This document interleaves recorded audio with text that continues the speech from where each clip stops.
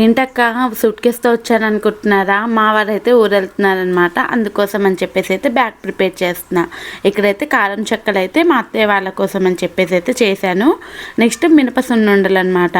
అత్తయ్యకి ఇవి చేయడం రాదు, ఇంక అందుకని చెప్పేసి అయితే నేనే చేశాను. ఇంకా ఈ నెలది జస్ట్ 2 days కోసం అని చెప్పేసి 2 shirts 2 pants అయితే ప్యాక్ చేస్తున్నాను. మన ఫ్యామిలీ మొత్తం అయితే వెళ్ళాలంటే మాత్రం ఒక 3 to 4 bags అయితే పట్టాల్సిందే. ఇక్కడ ఓన్లీ తినొక్కలే వెళ్తున్నారు కాబట్టి ఇక్కడ ఎక్కువైతే నేనేం ప్యాక్ చేయట్లేదు అనమాట. దట్టు 2 days కోసం మాత్రమే.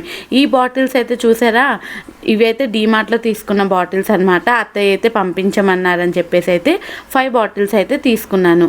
ఆ తర్వాత అత్తయ్యకి చాలా ఇష్టమైన డేట్స్ అయితే పంపించాను. ఇంకా అలానే ఇవి బాదం మిల్క్ అనమాట. డీమార్ట్లో అయితే ఆఫర్ ఉండే అని అవి కూడా తీసుకున్నాను.